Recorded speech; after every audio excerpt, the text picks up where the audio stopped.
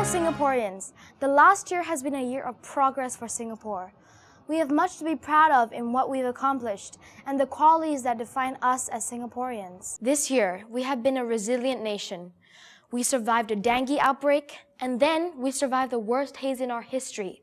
But more importantly, we survived the double onslaught of Hello Kitty and Minions at McDonald's.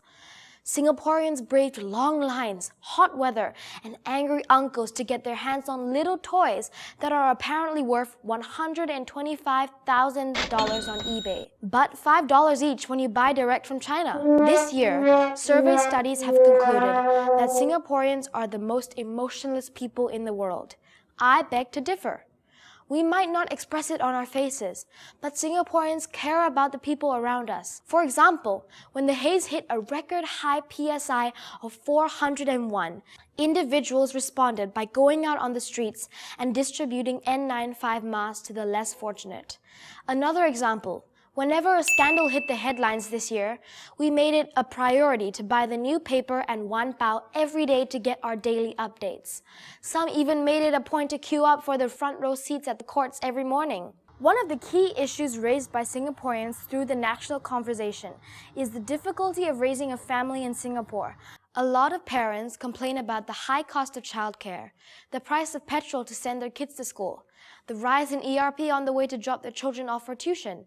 The list goes on. Maybe it's time for us to also ask, what do we want of our next generation? This generation of young people are a conscientious lot. They think and debate about issues that older generations never encountered. Our government is working every day to address their concerns. For example, to combat the ill effects of climate change, we made the cleaning of hawker centers a top priority that was debated endlessly in Parliament. And that debate is still ongoing. Singaporeans gathered to protest, raise objections against issues like discrimination, freedom of speech, and the theoretical 6.9 million population number. The community spoke up against things that didn't seem right, like the new NDP song. Let us reflect on why so many people do not like this year's NDP song. Many Singaporeans have cried out for a return to songs from the 80s and the 90s, like Home and Stand Up for Singapore. Why?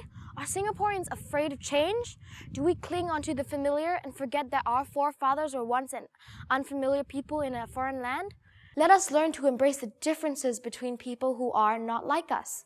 In 3 short days, even Gordon Ramsay learned to love chili crab and how to cook it better than a Singaporean. So who is to say that change isn't good?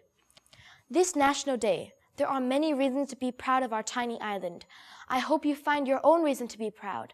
Till then, on behalf of theAsianparent.com, I wish all of you a very happy National Day.